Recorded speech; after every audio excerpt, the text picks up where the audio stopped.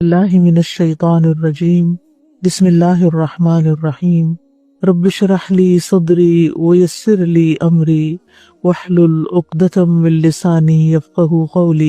ہر قسم کی حمد تعریف اللہ کے لیے ہے جو جلال اور کمال سے متصف ہے۔ وہ ہمسر شبیہ اور ہم مثل سے پاک ہے۔ وہ تمام کائنات کا نظام چلانے والا ہے۔ وہ سوتا نہیں ہے، وہ غالب ہے، اس کا قصد نہیں کیا جا سکتا۔ ہم اللہ سبحانہ تعالیٰ کی حمد کرتے ہیں کہ اس نے ہمیں اسلام کی طرف ہدایت دی، اور ہم اس کا شکر ادا کرتے ہیں اس بات پر کہ اس نے ہمیں اسلام کے ذریعے فضل اور انعام عطا کیا۔ ہماری کسی بھی کوشش، ہماری کسی بھی محنت، ہماری کسی بھی طلب کے بغیر اس نے ہمیں اسلام جیسی نعمت اور دولت عطا کی، جس پر ہم جتنا بھی شکر ادا کریں اتنا ہی کم ہے۔ قرآن مجید میں اللہ تعالیٰ فرماتے ہیں ان الدین عند اللہ الاسلام، کہ بے شک دین تو اللہ کے نزدیک اسلام ہی ہے۔ اسلام کیا ہے؟ اسلام کا لفظ سین لام میم سے ہے، سلمہ، جس کا مطلب ہوتا ہے سلامتی پانا، جس کا مطلب ہوتا ہے اپنے آپ کو اللہ کے حوالے کر دینا۔ جو شخص اپنے آپ کو اللہ کے حوالے کر دیتا ہے، اللہ تعالیٰ کی تابعداری اختیار کرتا ہے، وہ سلامتی پا جاتا ہے، وہ عافیت میں آ جاتا ہے، اس کی زندگی محفوظ ہو جاتی ہے، اس کا انجام بخیر ہوتا ہے۔ اگر دیکھا جائے تو کائنات کی ہر چیز اللہ سبحانہ تعالیٰ کی بات مانتی ہے، اسی لیے وہ امن و امان کے ساتھ اپنا کام کر رہی ہے۔ سورج، چاند، ستارے، درخت، پہاڑ، تمام چیزیں یہ ساری کی ساری اپنے آپ کو اللہ کے حوالے کی ہوئے ہیں، اور اللہ تعالیٰ ان کو جو بھی حکم دیتے ہیں وہ مانتے ہیں۔ سورج کو جب جس وقت نکلنے کا حکم ملتا ہے وہ اسی وقت نکلتا ہے، اور جو اللہ تعالیٰ نے اس کے لیے غروب کے اوقات مقرر کر دیے ہیں وہ انہی کی پابندی کرتا ہے۔ یہی حال باقی مخلوقات کا بھی ہے۔ سمندر آپ دیکھیں کتنی ہیوج اور کتنی بڑی مخلوق ہے اللہ کی، لیکن کس طرح وہ اپنی حدود کے اندر ہیں، اور بڑی بڑی لہریں اٹھتی ہیں اور ساحل پہ آ کے ایک دم سبمٹ کر کے واپس لوٹ جاتی ہیں۔ کسی بھی چھوٹی سے چھوٹی چیز کو دیکھیں، بڑی سے بڑی چیز کو، سب کے سب اللہ تعالیٰ کے تابعدار ہیں۔ ان سب کو اللہ تعالیٰ نے تابعداری پر پروگرام کر دیا ہے۔ اسی طرح فرشتے ہیں، فرشتے بھی یفعلون ما یؤمرون، وہی کرتے ہیں جو اللہ تعالیٰ ان کو حکم دیتے ہیں، اپنی مرضی نہیں کرتے، سرتابی نہیں کرتے۔ صرف دو مخلوقات ایسی ہیں جن کو اللہ سبحانہ تعالیٰ نے آزادی دی ہے، اور وہ ہے جن و انس، جنات اور انسان۔ یہ دو مخلوقات ایسی ہیں کہ جن کو اللہ تعالیٰ نے اپنی مرضی کرنے کی بھی اجازت دے دی ہے، اختیار دے دیا ہے، اور پھر ان کے لیے زندگی گزارنے کا طریقہ بھی بھیج دیا ہے، یعنی دین اسلام۔ اسلام ایک لائف سٹائل ہے، ایک زندگی گزارنے کا طریقہ ہے۔ وہ صرف چند ریچولز کا نام نہیں ہے، بلکہ اپنی پوری زندگی کو، اپنے آپ کو پورے کا پورا اللہ کے حوالے کر دینے کا نام ہے۔ جیسے اللہ تعالیٰ فرماتے ہیں یا ایھا الذین آمنوا ادخلوا فی السلم کافۃ، یا ایھا الذین آمنوا، اے لوگو جو ایمان لائے ہو، ادخلوا، داخل ہو جاؤ، فی السلم، اسلام میں، کافۃ، پورے کے پورے، یعنی پورے کے پورے اپنے آپ کو اللہ کے حوالے کرو، اپنے آپ کو یعنی سرنڈر کر دو، اپنی مرضیاں نہیں کرو بلکہ یہ زندگی اللہ کی مرضی کے مطابق گزارو۔ تو جو شخص اس زندگی میں اللہ تعالیٰ کی اطاعت کرتا ہے، فرمانبرداری کرتا ہے، کل قیامت کے دن اللہ سبحانہ تعالیٰ اس کی مرضی اور اس کی رضا پوچھیں گے کہ اب تم کیا چاہتے ہو اپنے لیے۔ تو اب اس لیے ہر انسان جنت چاہتا ہے، اور ایک مسلمان کا تو الٹیمیٹ گول ہی یہی ہے کہ وہ ایسی جنتوں میں جا بسے کہ جہاں وہ اپنے رب کا روز دیدار کر سکے، وہ اپنے رب کو دیکھ سکے، وہ اپنے رب سے ملاقات کر سکے، وہ اپنے رب سے بات کر سکے، وہ اپنے رب کو دیکھ کر اپنی آنکھیں ٹھنڈی کر سکے۔ اس سے بڑی سعادت اور کوئی نہیں ہے، اس سے بڑی خوشی کی بات اور کوئی نہیں ہے۔ لیکن اس کی ایک قیمت ہے، اور وہ قیمت کیا ہے؟ اطاعت ہے، فرمانبرداری ہے، کہ جو اس دنیا میں اللہ کی بات مانے گا اسی کو کل قیامت کے دن یہ سعادت ملے گی۔ وہ ہر ایک کے لیے فری نہیں ہے۔ اللہ سبحانہ تعالیٰ ہمیں اسلام کی طرف کیوں دعوت دیتے ہیں؟ اللہ تعالیٰ اپنی اطاعت کی دعوت کیوں دیتے ہیں کہ اللہ کی بات مانو؟ اس میں کیا اللہ تعالیٰ کا کوئی فائدہ ہے یا اللہ سبحانہ تعالیٰ کو کچھ ملتا ہے؟ وہ اس سے بے نیاز ہے، وہ غنی حمید ہے، وہ آپ سے آپ تعریف والا ہے، اس کو ان میں سے کسی بھی چیز کی ضرورت نہیں، نہ ہماری عبادت کی، نہ ہماری نمازوں کی، نہ ہمارے روزے کی، نہ ہماری حج زکوٰۃ، کسی بھی چیز کی۔ اب ہم بندوں پہ کوئی احسان کرے تو اللہ کو کچھ فائدہ ہوگا؟ نہیں، ہم ہی کو فائدہ ہے۔ ان میں سے ایک ایک چیز اللہ تعالیٰ نے جو ہمارے لیے اس زندگی میں بھیجی ہے کرنے کی، اس میں دراصل ہمارا ہی فائدہ ہے۔ قرآن مجید کی ایک سورت ہے، وہ سورت انفال، اللہ تعالیٰ فرماتے ہیں یا ایھا آمنوا استجیبوا للہ وللرسول اذا دعاکم لما یحییکم واعلموا ان اللہ یحول بین المرء وقلبہ وانہ الیہ تحشرون۔ اے لوگو جو ایمان لائے ہو، اللہ اور رسول کا حکم قبول کر لو جب وہ تمہیں اس کام کے لیے پکاریں جو تمہیں زندگی بخشتا ہے، اور جان لو کہ بے شک اللہ بندے اور اس کے دل کے درمیان حائل ہے، اور یہ کہ تم اسی کی طرف اکٹھے کیے جاؤ گے۔ تو اس سے کیا پتہ چلتا ہے کہ اللہ اور اس کے رسول کا حکم کیوں قبول کیا جائے؟ تاکہ ہمیں زندگی ملے، اس دنیا میں بھی ہم زندہ ہوں اور آخرت میں بھی، کیونکہ کچھ لوگ دنیا میں فزیکلی زندہ ہیں لیکن اسپرچولی ڈیڈ ہیں، لیکن جو شخص اللہ اور اس کے رسول کی بات مان لیتا ہے تو وہ اسپرچولی الائیو ہو جاتا ہے، وہ اس کی روح زندہ ہو جاتی ہے، اس کا دل زندہ ہو جاتا ہے، اور وہ خوشگوار زندگی بسر کرتا ہے اس دنیا میں بھی اور آخرت میں بھی۔ تو اسلام میں ہمارے جسم اور روح دونوں کی زندگی ہے، اور یہ ہمارے لیے بہت بڑی نعمت ہے، یعنی دین اسلام۔ اور یہ بھی یاد رہے کہ تمام انبیاء علیہ السلام کا دین بھی یہی رہا ہے۔ حضرت آدم علیہ السلام سے لے کر محمد رسول اللہ صلی اللہ علیہ وسلم نے سب کے سب پیغمبروں نے ایک ہی پیغام دیا کہ اللہ کی عبادت کرو اور طاغوت سے بچو، طاغوت کی بندگی نہ کرو۔ اور پھر یہ ہے کہ تمام انبیاء نے اپنی ذات کے ساتھ نہیں لوگوں کو جوڑا، بلکہ سب کو اللہ سبحانہ تعالیٰ کا بندہ بنایا۔ پھر یہ بھی یاد رکھنا چاہیے کہ ہمارا دین اسلام کامل ہے، اس میں زندگی کے ہر معاملے میں ہمیں رہنمائی دی گئی ہے کہ اس موقع پر کیا کرنا چاہیے۔ آج ایسے ہی میں غور کر رہی تھی کہ جب میں صبح کلاس کے لیے نکل رہی تھی تو میں کچھ ذکر کر رہی تھی، جو بھی میں گھر سے نکلی تو بسم اللہ توکلت علی اللہ پڑھا، پھر جب سیڑھیاں اترنے لگی تو سبحان اللہ پڑھا، اور پھر جب میں الہدا میں داخل ہوئی تو ربی انزلنی منزلا مبارکا وانت خیر المنزلین پڑھا، پھر ربی ادخلنی مدخل صدق، پھر وہ دعا پڑھی اعوذ بکلمات اللہ التامات من شر ما خلق، کہ کسی بھی جگہ انسان داخل ہو اور 3 دفعہ یہ دعا پڑھ لے تو پھر کوئی چیز وہاں کے نقصان نہیں دیتی۔ پھر اس کے بعد کلاس روم میں بسم اللہ پڑھ کر انٹر ہوئی، جب سٹیج پہ قدم رکھا تو اللہ اکبر پڑھا، پھر جب کرسی پہ بیٹھی تو بسم اللہ پڑھی، پھر جب شروع کیا کام تو حالانکہ یہ کام روٹین میں روز ہوتا ہے، لیکن کبھی کبھی ایسا ہوتا ہے نا، انسان جو کر رہا ہوتا ہے سوچتا ہے یہ میں کیا کر رہا ہوں۔ تو میں نے سوچا کہ سبحان اللہ، کوئی قدم ایسا نہیں کہ جس کے بارے میں اللہ تعالیٰ نے رہنمائی نہ دی ہو کہ کہاں کیا کرنا ہے۔ یعنی یہ چھوٹے چھوٹے سٹیپس ہیں، چھوٹی چھوٹی چیزیں ہیں، اور اگر آپ ڈرائیو کر رہے ہیں یا آپ گاڑی میں بیٹھے ہیں تو اس کی الگ دعائیں ہیں، آپ بازار میں داخل ہوئے تو اس کی الگ دعا ہے، کھانا کھانے لگے ہیں تو اس کی الگ دعا ہے، پانی پینے لگے ہیں تو آپ بسم اللہ پڑھ کے پیتے ہیں اور پینے کے بعد پھر الحمدللہ کہتے ہیں۔ یعنی کتنا خوبصورت دین ہے کہ جس میں ایک ایک سٹیپ پر ہمیں رہنمائی دی گئی ہے۔ صبح ہو تو کیا کرنا ہے، شام ہو تو کیا کرنا ہے، بھوک لگے تو کیا کرنا ہے، کھا لو تو کیا کرنا ہے، شادی کا موقع ہو تو کیا کرنا ہے، کاروبار کرنا ہے تو کیسے کرنا ہے، کون سا بزنس کرنا ہے اور کون سا نہیں کرنا، کیا تمہارے لیے فائدہ مند ہے اور کیا تمہارے لیے نقصان دہ۔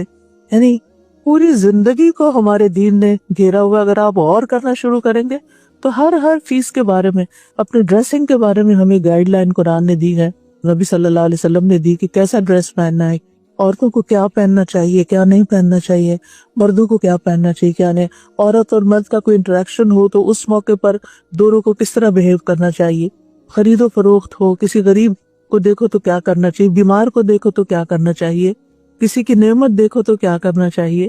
یعنی ہر موقع کے مطابق ہمیں رہنمائی دی ہے۔ اتنا خوبصورت ہے ہمارا دین، اور وہ قل ان ھدی اللہ ھو الھدی، وہ رہنمائی اور وہ ہدایت جو اللہ نے دی ہے وہ سب سے بہترین رہنمائی۔ ایک تو وہ چیزیں ہیں جو ہم اپنے رسم و رواج سے سیکھ لیتے ہیں یا اپنے خاندانوں سے سیکھ لیتے ہیں، یا پھر جس ماحول میں ہم جاتے ہیں وہاں کے ہم کلچر کو اڈاپٹ کر لیتے ہیں، تو وہ چیزیں بھی ہماری زندگی میں آ جاتی ہیں۔ تو کوئی بات نہیں، اس میں سے جو اچھی چیزیں لینے میں حرج نہیں، لیکن یہ ہمارا یقین اور ایمان ہونا چاہیے کہ جو اللہ نے ہمیں دیا ہے وہ سب سے بہترین ہے، اس سے بڑھ کر کوئی چیز نہیں ہے۔ اور پھر آپ دیکھیے کہ بندوں نے ہمیں جو طریقے سکھائے یا کسی خاص کلچر نے، اسکول کالج یونیورسٹی سے ہم کچھ لے لیتے ہیں، اپنی ورک پلیس سے کچھ ایٹیکیٹس کچھ پروٹوکولز ہم اختیار کر لیتے ہیں، تو ان سب چیزوں کو اختیار کرنے پر ہمیں تھوڑا سا وقتی فائدہ ہو جاتا ہے۔ مثلا کسی کو ہم ہیلو ہائے کر دیتے ہیں تو اگلا بندہ خوش ہو جاتا ہے، بات ادھر ہی ختم ہو گئی، نہ ہیلو کا کوئی مطلب اور نہ ہائے کا کوئی مطلب، اور نہ اس کو کچھ ملا نہ ہمیں کچھ ملا۔ لیکن جب ہم کسی کو السلام علیکم کہتے ہیں اس کی بجائے تو السلام علیکم کہنے پر ہی اجر ہے، ایک ایک حرف پر 10 نیکیاں کرتے ہوئے آپ سوچئے، اور پھر ساتھ ہی دعا ہے اور ساتھ ہی ایک میسج بھی ہے کہ تم ہم سے امن میں ہو، ہم تمہیں کوئی نقصان نہیں دیں گے۔ اور پھر آپ دیکھیے کہ اسمائل کرنا، وہ ہر کلچر میں اسمائل کرنے کے اوپر فوکس ہوتا ہے، لیکن ہمارا دین کیا بتاتا ہے؟ اسمائل کرنا تبسمک فی وجہ اخیک صدقہ، کہ تمہارا اپنے بھائی کے چہرے پر یعنی سامنے اس کو دیکھ کے مسکرا دینا بھی صدقہ، یعنی اگر اور کچھ نہیں صدقہ کرنے کو تو مسکراتے ہی رہو، یہ بھی فائدے کی چیز ہے۔ یعنی ان تمام مواقع پر ہم جو کچھ کریں گے، ایک تو یہ کہ رہنمائی تو ہے ہی، پلس یہ کہ جو کچھ ہم کریں گے اس پر اجر و ثواب ملتا جائے گا، نیکیاں ملتی جائیں گے، دنیاوی تعلقات ہمارے اچھے ہوں گے ہی، ساتھ ہمارا نام اعمال ہیوی ہونا شروع ہو جائے گا۔ چلتے پھرتے ہم ایک دفعہ کہہ دیتے ہیں سبحان اللہ و بحمدہ، تو جنت میں ایک درخت لگ جاتا ہے۔ کیا دنیا میں ایک منہ ہلانے سے کوئی درخت لگتا ہے؟ ایک پودا بھی لگانا ہو تو اس کی کتنی کیئر کرنی پڑتی، یعنی جنت کمانا مشکل نہیں ہے، لیکن بات یہ ہے کہ ہمارا دشمن ہمیں غافل کیے رکھتا ہے اور ہم وہ نہیں کرتے جو ہمیں کرنا چاہیے۔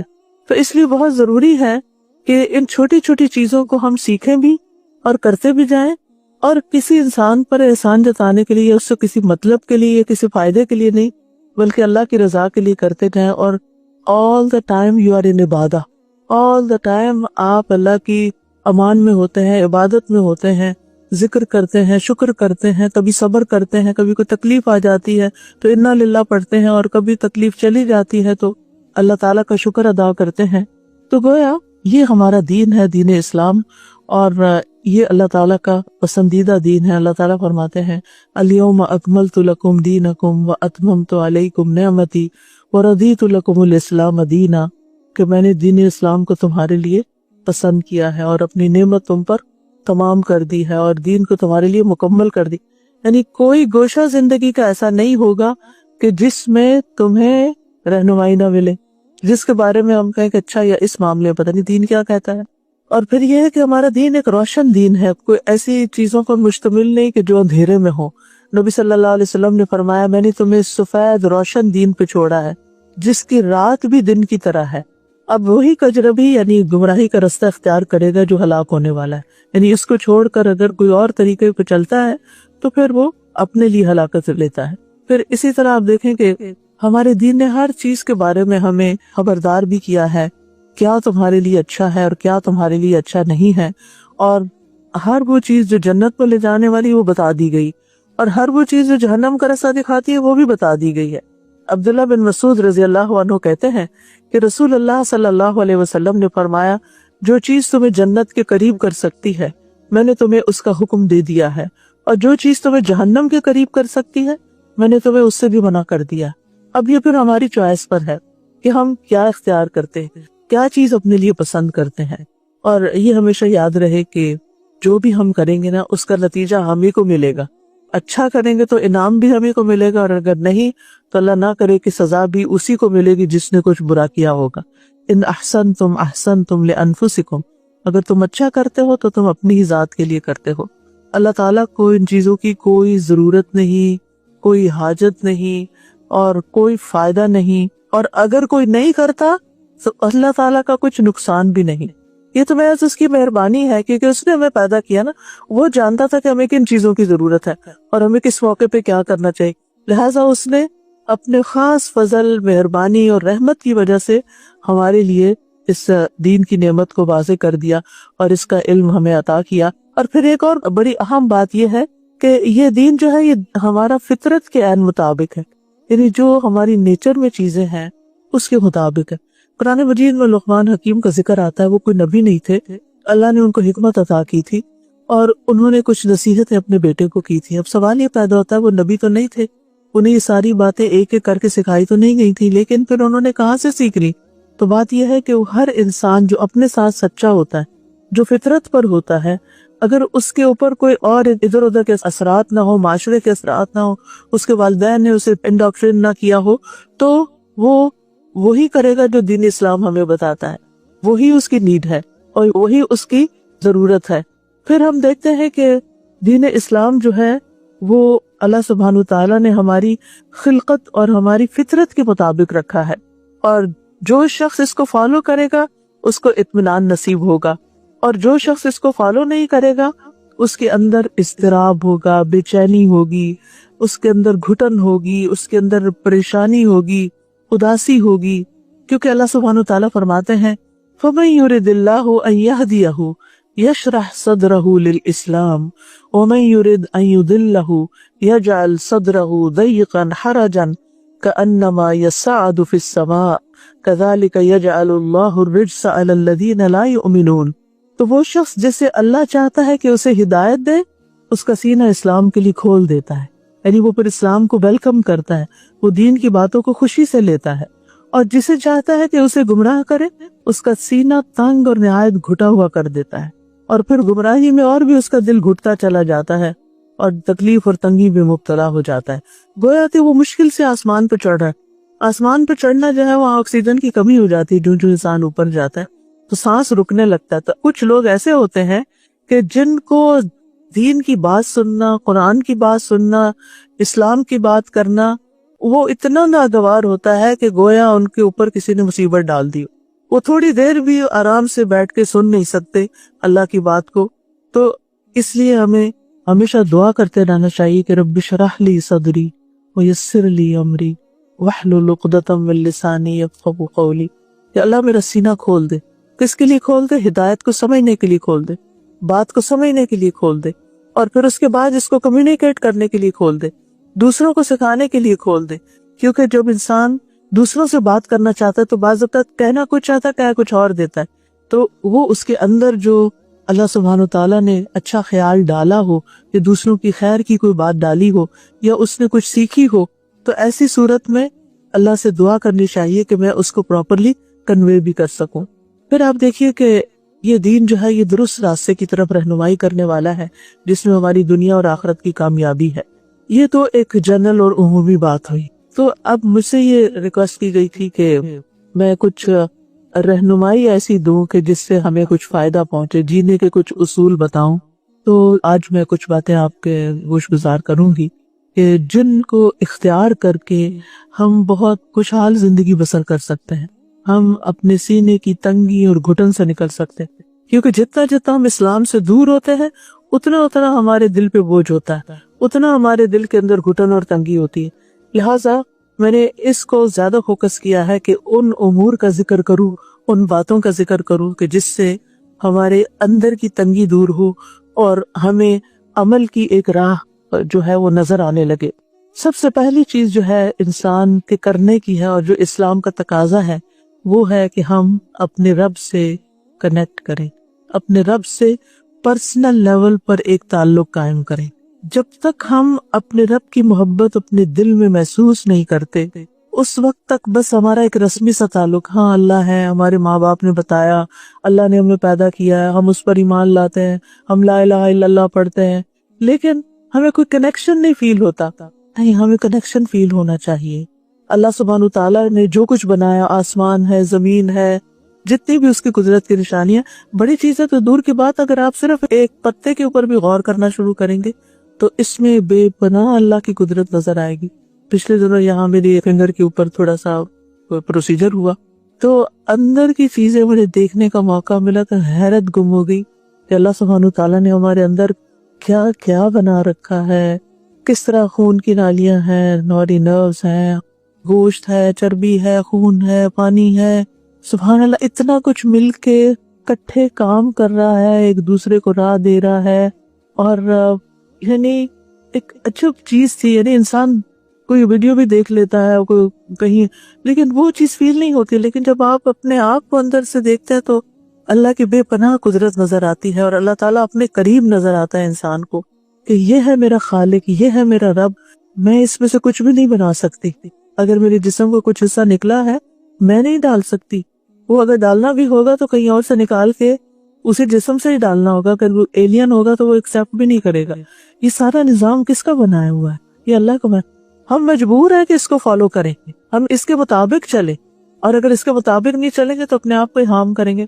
تو پھر آپ دیکھیے کہ توحید کا مطلب یہ کہ ہمارے دل میں سب سے زیادہ اللہ کی محبت ہو، سب سے زیادہ اللہ کا خوف ہو، سب سے زیادہ ہماری امیدیں اس سے وابستہ ہوں، اور سب سے زیادہ ہمارے دل میں اسی کی بڑائی ہو اور اسی پر توکل ہو، اور اسی کی طرف ہمارا رجوع ہو، ہم ہر غم اور خوشی میں اس کی طرف جائیں.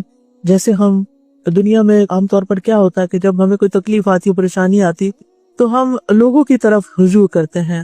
امی کو بتا دوں، بھائی کو بتا دوں، بہن کو، فلاں میرے ڈاکٹر ہے ان کو بتا دوں. جس طرح کی کوئی تکلیف ہوتی ہے اس کے مطابق ہم لوگوں کے سہارے ڈھونڈنے لگتے ہیں. لیکن اللہ کا سہارا سب سے بڑا سہارا ہے. ہماری سیکنڈ نیچر یہ ہونی چاہیے کہ جو ہی کوئی مسئلہ پیش آئے تو سب سے پہلے آٹو پہ ہو، آٹومیٹیکلی ہمارا دھیان اللہ کی طرف جائے اور ہماری زبان پہ اللہ ہی کی یاد ہو اور اللہ ہی کا ذکر ہو. میں آپ کو اس آئینے میں ہمیں پرکھنا چاہیے. جب یہ چیز پیدا ہو جائے گی تو دل کھلنا شروع ہو جائے گا. پھر یہ ہے کہ ایمان اور عمل صالح جو ہے، ایمان اور یقین کی جو قوت ہے، یہ انسان کے دل کو سکون عطا کرتی ہے. اور پھر اس کے ساتھ ساتھ نیک عمل، کیونکہ عمل جو ہے وہ ایمان کا حصہ ہے، وہ الگ چیز نہیں ہے. یعنی یہ ہو نہیں سکتا کہ آپ اللہ کو مانیں اور اللہ کی بات نہ مانیں. اللہ سبحانہ و تعالیٰ کو ماننے کا مطلب یہ ہے کہ ہم اس کی بات بھی مانیں. اب اگر کوئی آپ سے آ کے کہے کہ میں آپ پہ ٹرسٹ کرتا ہوں، میں آپ کی بہت قدر کرتا ہوں سب کچھ، اور آپ اس کو چھوٹا سا کام کہیں تو وہ کہے کہ I'm sorry یہ میں نہیں کر سکتا، یہ مجھ سے نہیں ہوتا، تو یہ کس قسم کی محبت ہے اور یہ کس قسم کی اللہ سبحانہ و تعالیٰ کی یاد ہے. پھر اس کے بعد آپ دیکھیے کہ تیسری چیز جو انسان کو فائدہ دیتی وہ علم نافع ہے. علم تو دنیا میں بہت ہے، بے شمار کتابیں لکھی گئی ہیں اور آپ نے بھی زندگی میں ہو سکتا بہت کچھ پڑھا ہو، لیکن ضروری نہیں کہ وہ سارا کچھ آپ کو فائدہ دے رہا ہو. بعض اوقات وہ الٹا نقصان بھی دیتا ہے. تو ہمیں یہ دعا بھی سکھائی گئی کہ اللہم انی اسألک علما نافعا، کہ اے اللہ مجھے علم نافع عطا فرما. اب جتنا جتنا انسان فائدہ مند علم حاصل کرتا جاتا ہے اور جتنا اس کا علم وسیع ہوتا چلا جاتا ہے، اتنا ہی اس کا دل اور سینہ کھلتا چلا جاتا ہے، انسان کے اندر خوشی بھرنے لگتی ہے، اور پھر انسان اللہ سبحانہ تعالیٰ کی طرف رجوع کرے اور دل کی گہرائی سے اللہ سبحانہ تعالیٰ سے محبت کرے اور اس کی عبادت میں لذت آنی چاہیے. ٹھیک ہے، ہر انسان کا الگ مزاج ہوتا ہے. کچھ لوگوں کو نماز میں بڑا مزہ آتا ہے، کچھ لوگوں کو روزہ رکھ کے بڑا مزہ آتا ہے، کچھ لوگوں کو صدقہ خیرات زکوٰۃ دے کے بہت لطف آتا ہے کیونکہ دل خوش، کچھ لوگوں کو عمرے پہ عمرہ اور حج پہ حج کر کے بڑا مزہ آتا ہے، کچھ لوگوں کو قرآن کی تلاوت سے بڑا مزہ آتا ہے.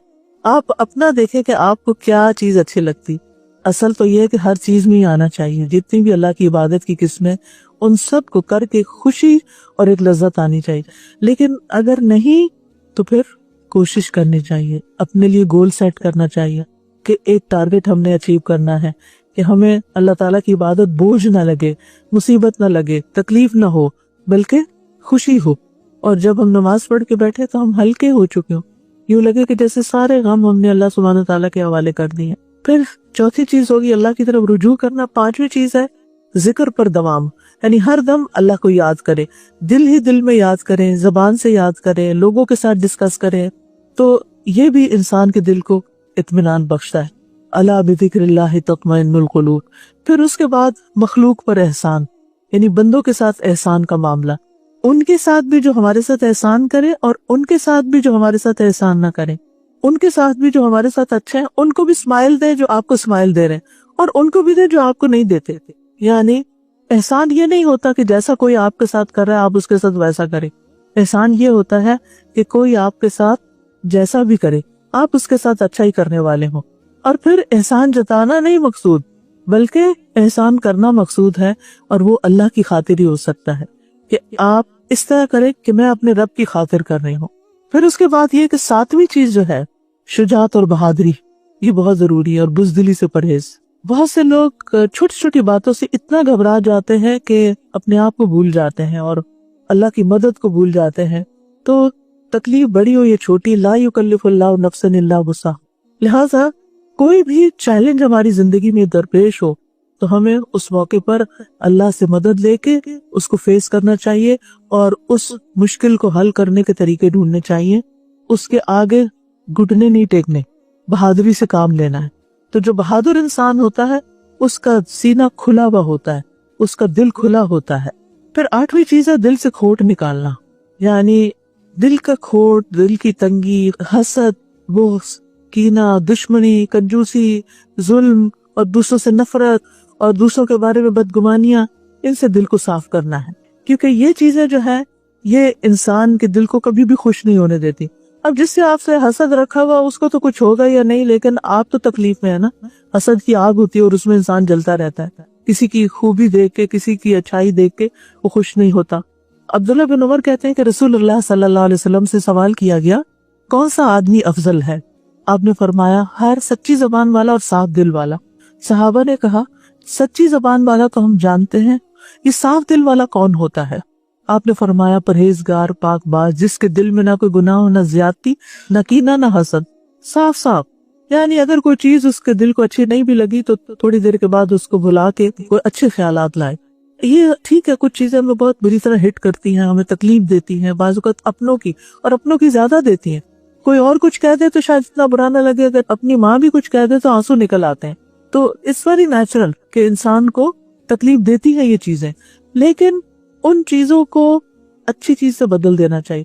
آپ دیکھیے کہ اگر آپ پانی پی رہے ہیں اور اچانک کوئی آپ کو چیز چھوٹی سی نظر آتی ہے، اس میں بلیک سا ڈاٹ نظر آتا ہے، تو آپ کیا کرتے ہیں؟ پانی چھوڑ دیتے ہیں یا وہ چیز نکال دیتے ہیں؟ اچھا یہ چھوٹی سی کوئی چیز ہے، اس کو باہر نکال دو، پانی پی لو باقی. یعنی کہ چلتے چلو، ان باتوں کو لے کے بیٹھنے کی ضرورت نہیں. اور پھر نویں چیز، فضول اور بے مقصد چیزوں سے بچنا. یعنی وہ چیزیں جو ہماری زندگی میں کوئی بھی ویلیو ایڈ نہیں کر رہی، چاہے وہ ہمارے فرینڈز ہوں، چاہے وہ ہمارے کام ہو، چاہے ہماری ہابیز ہوں، کچھ بھی ہو، اگر اس چیز سے کوئی نتیجہ نہیں نکل رہا، کوئی فائدہ نہیں ہو رہا، تو ان چیزوں کو چھوڑ دینا چاہیے اور زیادہ اہم چیزوں کی طرف متوجہ ہونا چاہیے. ضرورت سے زیادہ باتیں کرنا، ضرورت سے زیادہ باتوں میں لگ جانا، ضرورت سے زیادہ لوگوں میں گھلنا ملنا، ضرورت سے زیادہ کھا لینا، ضرورت سے زیادہ سو جانا، ضرورت سے زیادہ چیزوں کو اپنے اوپر سوار کر لینا، چھوٹی سی بات کو اپنے اوپر بس حاوی کر لینا، طاری کر لینا کہ یہ کب ختم ہوگا، یہ کیسے ہوگا. تو ان چیزوں سے بھی باہر نکلنا چاہیے. یعنی انسان کو ہر چیز بیلنس کے ساتھ کرنے کی ضرورت ہے، ایک لمٹ کے اندر کرنے کی ضرورت ہے. اس سے انسان کے دل کے اندر ایک خوشی پیدا ہوتی ہے. اگر آپ زیادہ کھا بھی لیں گے نا، اس وقت تو مزہ آ رہا کھا رہے کا، اس کے بعد جو طبیعت خراب ہوگی وہ ساری خوشی ماری جائے گی.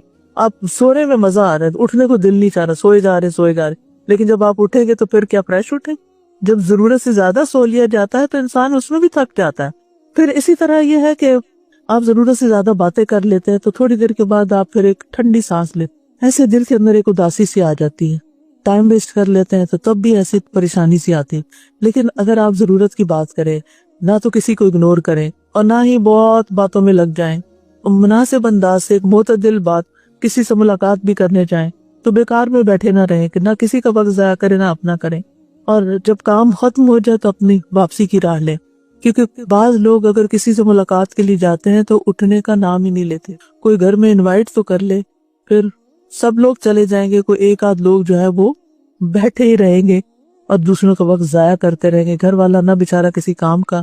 نبی صلی اللہ علیہ وسلم کے ساتھ بھی یہی ہوا تھا. جب حضرت زینب کے ساتھ آپ کا نکاح ہوا تو اس ولیمے کے موقع پر دو لوگ جو تھے وہ گھر ہی نہیں گئے، بیٹھے ہی رہے اور باتیں کرتے رہے. ہوتا تو یہی ہے نا کہ جب مزے مزے کے کھانے کھا لیتے ہیں، پھر سویٹ کھا لیتے ہیں، پھر اس کے بعد چائے کہوا چل رہا ہوتا ہے، پھر اس وقت ہی تو طاقت آتی ہے اور اسی وقت تو پھر اصل باتیں شروع ہوتی ہیں. تو ایسی چیزوں میں بھی انسان کو اپنے آپ کو روکنا چاہیے. بس دس از اے لمٹ، بس اس سے آگے نہیں جانا. جب کہیں جائیں تو جانے سے پہلے واپسی کا ٹائم طے کر کے گھر سے نکلے، اتنے بجے گھر پہنچنا ہے. تو گھر والوں کو بھی شکایت نہیں ہوگی آپ سے، ان کو بھی پتا ہوگا کہ اماں کب آ رہی ہیں. اور اس کے ساتھ ساتھ یہ ہے کہ اپنے باقی کاموں میں بھی آپ کے کام متاثر نہیں ہوں گے. پھر یہ ہے کہ ہمیشہ اپنے آپ کو کسی فائدہ مند چیز میں مصروف رکھیں، فارغ نہ بیٹھیں. فراغت جو ہے یہ بہت بڑی پریشانی کی وجہ ہے. چاہے آپ کچھ پڑھیں، کچھ سیکھیں، کسی کو کچھ سکھائیں، کوئی چیز بنائیں، کوئی سکلز ہیں آپ کے پاس، آپ ہینڈی مین ہیں جسے کہتے ہیں کہ کچھ آپ ایسے کام کر سکتے ہیں کہ جس سے آپ دوسروں کی زندگی آسان کر سکتے ہیں. تو کچھ نہ کچھ سیکھیں بھی اور سکھائیں بھی، چاہے دین کی چیز ہو چاہے دنیا کی چیز ہو، لیکن ایسی چیز ہو کہ جس سے انسانوں کو فائدہ پہنچے. پھر 11ویں چیز یہ ہے کہ فیوچر کی فکر اور ماضی کا غم بھلا کے اپنے حال پر نظر رکھیں. اس وقت میں کیا کر رہا ہوں. ناؤ کی پاور بہت بڑی ہے. کچھ لوگ ہوتے ہیں یا وہ پاسٹ میں جیتے ہیں، یہ میرے ساتھ یہ ہو گیا تھا، پھر فلاں نے ایسا کر دیا، پھر وہ اماں نے یہ کیا، ابا نے یہ کیا، بہن نے یہ کیا، بھائی نے یہ کیا، فلاں نے ساری دنیا سے شکایت. اب آپ دیکھیں کہ اگر سبھی برے ہیں تو پھر دنیا تو ایسے ہی لوگوں سے بھری ہوئی ہے. تو پھر آپ نے تو جینا ہی ہے نا. اب ان سب برے لوگوں کی وجہ سے آپ تو نہیں برے ہو سکتے, آپ کو تو پھر اچھا بننا ہے تاکہ ان کی برائیاں جو ہیں وہ آپ ریپیٹ نہ کریں. جو ان سے شکایتیں آپ کو, اب کسی دوسرے کے لیے اس شکایت کا سبب نہ بنے. تو پھر ماضی کا غم بھی بلانا ہے اور مستقبل کی ہر وقت فکر نہیں کرتی, کیونکہ یہ چیز بھی انسان کو بہت پریشان رکھتی ہے.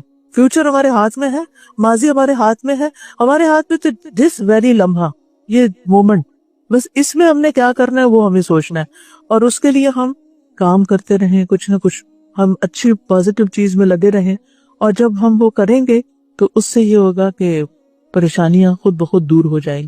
پھر اپنے سے نیچے والوں کو دیکھنا ہے. 12واں نقطہ یہ ہے جو زندگی گزارنے کا اسلام نے ہمیں طریقہ بتایا.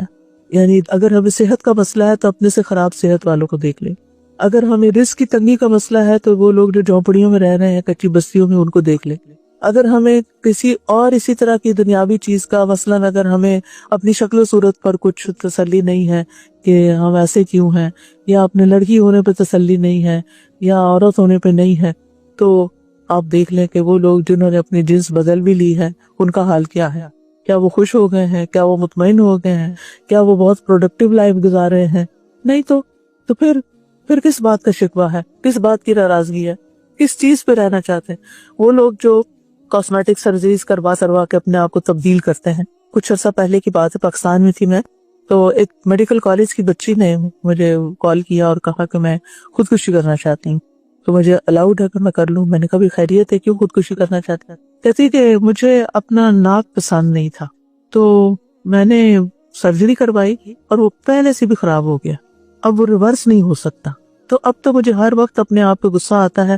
اب میرا دل چاہتا بس میں اپنے آپ کو ختم کر دوں, کیونکہ میں اس شکل کے ساتھ جینا نہیں چاہتا. آپ دیکھیں کہ جو شخص اللہ کی تخلیق پہ راضی نہیں ہوتا نا, جو اللہ نے ہمیں بنا دیا ہے, جو جسم ہمیں اللہ نے دے دیا, اگر ہم اس پہ راضی نہیں اور اپنی مرضی سے کچھ اور کروانا چاہتے ہیں نا, اور آپ کو مفت میں ملا ہوا سب کچھ فیسلٹی کہ آپ اپنے آپ کو چینج کرا لیں جیسے بھی چاہیں, تو بھی آپ دیکھیں کہ وہ کروا کے بھی آپ راضی نہیں ہو سکتے. جو اللہ کی رضا پہ راضی نہیں نا, وہ تبدیلیوں سے بھی راضی نہیں.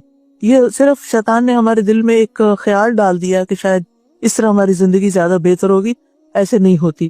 پھر آپ دیکھیں کہ 13ویں چیز جو ہے کہ ہماری زندگی میں اگر کوئی بیڈ ہیپننگز ہوئی ہیں, انسیڈنٹس ہوئے ہیں, ہم نے اپنے آپ کو ہارم کیا ہے, یا ہم نے کسی کو نقصان دی, یا کسی نے ہمیں دیا, یا ہمارا کچھ چوری ہو گیا, یا کھو گیا, یا کوئی مر گیا, یا کچھ ہو گیا, ان کے بارے میں زیادہ نہ سوچیں, کیونکہ جو گزر چکا سو گزر چکا. پھر 14ویں چیز جو ہے وہ ہے تکلیف اور مصیبت کو ممکنہ حد تک کم کرنے کی کوشش کریں. اگر سر درد ہو رہی ہے تو ہو سکتا ہے آپ ڈی ہائیڈریٹ ہوئے ہوں, اٹھ کے پانی پی لیں. اگر اس وقت آپ کو بہت اہم کام کرنا ہے لیکن آپ کو ہمت نہیں ہو رہی, تو آپ اٹھ کے تھوڑی سی چہل قدمی کر لیں, تھوڑا سا اپنے آپ کو چینج کریں, تھوڑی سی کسی سے بات کر لیں, تھوڑا سا کوئی چائے کا کپ بنا کے پی لیں, اور پھر اپنے آپ کو واپس اس روٹین میں لے آئیں. تو آپ دیکھیں گے کہ یعنی اپنے آپ کو ٹارچر نہ دیں, ٹارچر میں نہ رہیں, اس کیفیت سے باہر نکل آئیں, وہ جگہ چھوڑ دیں, وہ ماحول چھوڑ دیں. اگر آپ گھر میں اوپر بیٹھے ہوئے تو نیچے اتر آئے, نیچے آئے تو آپ اوپر چلے جائیں. یعنی تھوڑا سا اپنے آپ کو ٹائم دیں حتیٰ کہ آپ دوبارہ اپنے آپ کو اچھا فیل کریں, کیونکہ اللہ تعالیٰ نے ہم سے یہ نہیں چاہا کہ ہم اپنے آپ کو مصیبت میں رکھیں اور تکلیف میں رکھیں اور پریشانی میں رکھیں. پھر یہ ہے کہ قوت القلب 15ویں چیز ہے, دل کو مضبوط کرنا. وہ کام کریں کہ جن سے ہمارا دل مضبوط ہو. اس کے لیے وہم اور برے برے خیالات اور بری سوچیں اور نیگیٹو تھنکنگ, ان چیزوں سے نکلنا ہے اور اپنے معاملات کو اللہ کے حوالے کرنا ہے. جیسے ہی دل میں خیال آئے میرے بڑھاپے کا کیا ہوگا, پتہ نہیں کوئی میرے پاس ہوگا کہ اللہ, میں نے اپنے آپ کو آپ کے حوالے کیا, بس آپ ٹیک کیئر کریں, آپ نے میرا خیال کرنا, آپ نے میرے لیے اسباب پیدا کرنے, آپ ہیں نا, جب آپ نے پیدا کیا نا تو آپ ہی سنبھالیں گی. مثلا ایک مثال دے رہی, اسی طرح اگر کوئی بیماری ہے تو اس میں بھی اللہ پہ بھروسہ کریں کہ اگر بیماری آئی ہے تو شفا بھی تو اللہ نے دینی ہے نا. بیماری خود سے نہیں آتی, بیماری اللہ کے اذن سے ہی آتی ہے. قُلْ لَن يُصِيبَنَا إِلَّا مَا كَتَبَ اللَّهُ لَنَا, کہہ دیجیے ہمیں ہرگز کوئی تکلیف نہیں آئے گی مگر وہ جو اللہ نے ہمارے لیے لکھ دی. یعنی کوئی تکلیف آنے لگتی ہے نا, جب تک اللہ کا اذن نہیں ہوتا وہ آ نہیں سکتی. تو جب آپ کو یہ یقین ہوتا ہے نا کہ اللہ کے اذن کے بغیر آنی کوئی نہیں, تو پھر آپ خوش ہو جاتے ہیں. اللہ کے اذن کے بغیر کچھ بھی نہیں ہونا, لہذا مجھے اطمینان سے اپنا کام کرنا چاہیے. اور اگر آ گئی ہے نا تو اللہ نے اس کا حل بھی رکھا ہے. بیماری ہے تو اللہ نے اس کی شفا بھی رکھی. حدیث میں آتا ہے کہ ما انزل اللہ داء الا انزل اللہ شفاء, اللہ نے کوئی بیماری ایسی نہیں اتاری جس کے لیے شفا نہ رکھی. علم من علم جاہل من جاہل، جس کو پتا ہے اس کو تو پتا ہے، اور جو جاہل ہے وہ جاہل ہے۔ یہ الگ بات ہے کہ ہمیں نہ پتا ہو، تو پھر کوشش کیا کرنی چاہیے کہ بیماری کی روٹ کاز پتا کریں اور اس کا علاج کریں، اور علاج سے زیادہ پرہیز کریں، تو انشاءاللہ اللہ تعالیٰ شفا دے گا۔ پھر آپ دیکھیے کہ اللہ سے حسن ظن رکھیں، اللہ سے ہمیشہ اچھا گمان رکھیں، کبھی دل میں یہ نہ آنے دے کہ اللہ نے میرے ساتھ یہ کیوں کیا، وائی می، یہ کیوں، وہ کیوں۔ تو آپ دیکھیں گے کہ جب آپ سوچیں گے نہیں اللہ نے مجھے کچھ سکھانے کے لیے کیا، یہ تکلیف اور یہ پریشانی ہے، یہ چیز جو میری زندگی میں آئی ہے، جو لوگ میری زندگی میں آ گئے، بعض اوقات شادی سے پہلے ماں باپ ایسے مل جاتے ہیں کہ جو بہت سمجھدار نہیں ہوتے، تو وہاں سے کوئی تکلیف آ جاتی، اور بعض اوقات شادی کے بعد آپ کو کوئی ایسا گھر مل جاتا ہے کہ جہاں آپ کی انڈرسٹینڈنگ بہت اچھی سے نہیں ہوتی، یہ سب کچھ اللہ کے اذن سے ہی ہوا ہے نا۔ تو اللہ سے حسن ظن رکھیں، اگر اس نے آپ کو ڈیفیکلٹ سچویشن میں ڈالا ہے تو آپ کو میچور کرنے کے لیے، آپ کو اسٹرانگ کرنے کے لیے، آپ کو اور زیادہ بہتر کام کرنے کے لیے، کیونکہ انسان جو کچھ ایکسپیرینس سے سیکھتا ہے وہ کتابوں سے نہیں سیکھ سکتا، وہ سب کچھ اللہ تعالیٰ کی ایک اسکیم ہوتی ہے جس کے ساتھ وہ آپ وہ چیزیں سکھاتا ہے تاکہ آپ دوسروں کے کام کے بن جائیں، دوسروں کو ان گڑھوں میں گرنے سے بچا سکیں، دوسروں کی رہنمائی کر سکیں۔ تو اس لیے اللہ سے ہمیشہ حسن ظن رکھیں۔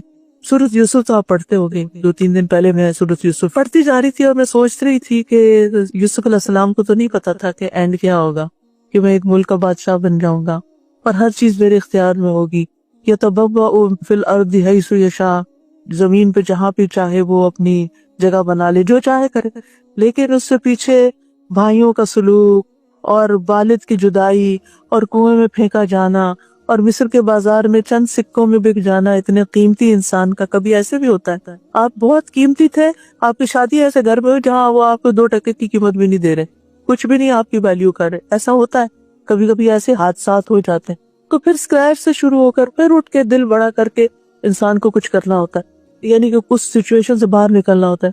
جو رب یوسف علیہ السلام کو کنویں سے نکال سکتا ہے، کیا وہ ہمیں بھی؟ ہمارے کنواں، ہر ایک کا کنواں الگ ہوتا ہے نا، لیکن ہم میں سے ہر ایک کسی نہ کسی کنویں میں ہوتا ہے، تو وہ رب ہی نکالتا ہے، وہ بھیج دیتا ہے کوئی قافلہ جو آپ کو وہاں سے نکال کے لے جاتا ہے۔ اور جس رب کے اذن سے آپ کہیں بے قیمت ہوتے ہیں، وہی رب ایک دن آپ کو تخت بھی عطا کرتا ہے، آپ کو عزت بھی عطا کرتا ہے۔ وہ پھر زندگی میں ایسی سچویشنز آ جاتی ہیں جیسے عزیز مصر کی بیوی نے یوسف علیہ السلام کو برگلانا چاہا، کبھی انسان کے لیے پھسلن کے مواقع آ جاتے ہیں، پھر وہاں کون سنبھالتا ہے؟ وہاں بھی اللہ تعالیٰ سنبھالتا ہے۔ تو جو رب وہاں سنبھالتا ہے، جس رب نے وہ سنبھالا، وہ رب ہمیں بھی سنبھالے گا۔ حتیٰ کہ جیل میں پہنچ گئے، یوں لگتا ہے کہ ایک کے بعد ایک آزمائش اور بڑی آ رہی ہے، اور پھر جیل سے کون نکالتا ہے؟ اور جب تک چاہتا بھلوا دیتا ہے، جیل سے نکلنے نہیں دیتا، ابھی تمہیں یہیں رہنا ہے، ابھی تمہارے لیے نئی زندگی نہیں۔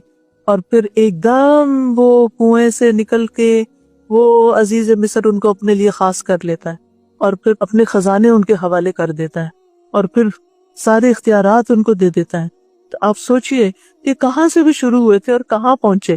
تو کچھ لوگوں کی زندگی میں دوسروں کی نسبت زیادہ پرابلمز ہوتے ہیں، دکھ ہوتے ہیں، تکلیفیں ہوتی ہیں، کنواں بھی آتا ہے، جیل بھی آتی ہے، لیکن ایسے لوگوں کا انجام بہت اچھا ہوتا ہے جب وہ رب پہ یقین کرتے ہیں۔ آخر میں آپ دیکھیے یوسف علیہ السلام کیا کہتے ہیں، وَقَدْ أَحْسَنَ بِي إِذْ أَخْرَجَنِي مِنَ السِّجْنِ، اللہ نے مجھ پہ بڑا احسان کیا ہے، مجھے جیل سے نکلوا دیا۔ یہ نہیں کہ اللہ نے مجھ پہ ظلم کیا، نعوذ باللہ، کہ مجھے جیل میں ڈلوا دیا، یہ نہیں یاد رکھتے وہ، یہ نہیں کہتے وہ۔ تو اللہ سبحانہ تعالیٰ سے ہمیشہ حسن ظن رکھنا چاہیے، اچھا گمان رکھنا چاہیے۔ پھر یہ کہ 17 پوائنٹ یہ ہے کہ زندگی کی مدت کم ہے، اس لیے پریشانیاں بھی کم کر دیں، زندگی کو انجوائے بھی کریں، یعنی ہر وقت پریشانیوں کا نہ سوچیں، نعمتوں کے بارے میں سوچیں۔ ہمیں پریشانیوں سے زیادہ نعمتیں ملی ہوئی ہیں، لیکن ہم ان کا ادراک نہیں کرتے، ان کے بارے میں سوچتے نہیں، لہٰذا پریشان رہتے ہیں۔ اور پھر یہ ہے کہ مومن کے لیے اصل خوشی تو جنت میں ہے، لہٰذا وہ اپنا گھر اس کو سمجھتا ہے، دنیا میں اجنبی کی طرح رہتا ہے، میں اپنا ٹائم پاس کر رہا ہوں۔ جیسے کہیں بھی انسان کسی ہوٹل میں رہتا ہے یا کسی گزرگاہ میں جاتے جاتے ٹرانزٹ پہ ہوتا ہے، اس کو پتا ہوتا ہے اگلی فلائٹ سے میں نے آگے چلے جانا ہے۔ تو جب ہم مریں گے تو کہیں گے کہ بس وہ چند گھنٹے تھے جو دنیا میں گزار کے آئے ہیں، ایک فلائٹ سے لینڈ ہوئے اور دوسری فلائٹ سے نکل آئے ہم۔ اور پھر آپ دیکھیے کہ ملنے والی تکلیف اور ملنے والے انعامات کا موازنہ کر کے انسان کو اس تکلیف سے باہر نکلنا چاہیے۔ پھر 19ویں بات یہ ہے کہ لوگوں کی تکلیف دہ باتوں کی طرف توجہ نہیں کرنی چاہیے، ایک کان سے سن کے ایک سے نکال دیں، کوئی بات نہیں، یہ ایسے ہی، یعنی اپنے کان کو بلاک کر لیں۔ کچھ لوگ ہیڈ فون بھی پہن لیتے ہیں، اچھا کرتے ہیں، سنتا ہی نہیں ہے، خاص طور پہ بچے. لیکن کبھی کبھی ماں باپ کی کڑوی باتیں اچھی بھی ہوتی ہیں اور سن بھی لینی چاہیے. بہرحال لوگوں کو سمجھیں. جب لوگوں کی طرف سے کوئی تکلیف دہ بات ہے تو آپ یہ سوچا کریں یہ ایسا ہی ہے، اس نے ایسے ہی بولنا ہے، یہ ایسا ہی کرتا ہے، یہ جب ایسا ہے تو میں نے اس کو ایز اٹ از ایکسپٹ کر لیا، بس اب مجھے اپنا کام کرنا ہے. اس کی باتوں پہ زیادہ دھیان نہیں دینا، ان کو بہت سیریسلی نہیں لینا مجھے. پھر 20ویں چیز یہ ہے کہ اپنی سوچ کو ان کاموں پر فوکس کرے جو اس کو دین اور دنیا میں فائدہ دیتے ہیں. نئے نئے آئیڈیاز لایا کریں، سوچا کریں. اللہ تعالیٰ ہر بندے کے اندر اچھے الہام کرتا ہے. ہر بندے کے ساتھ ایک شیطان ایک فرشتہ ہے. شیطان اگر وسوسے ڈالتا ہے نا تو فرشتہ بھی ہے جو الہام کرتا ہے، اچھی باتیں بھی آپ کو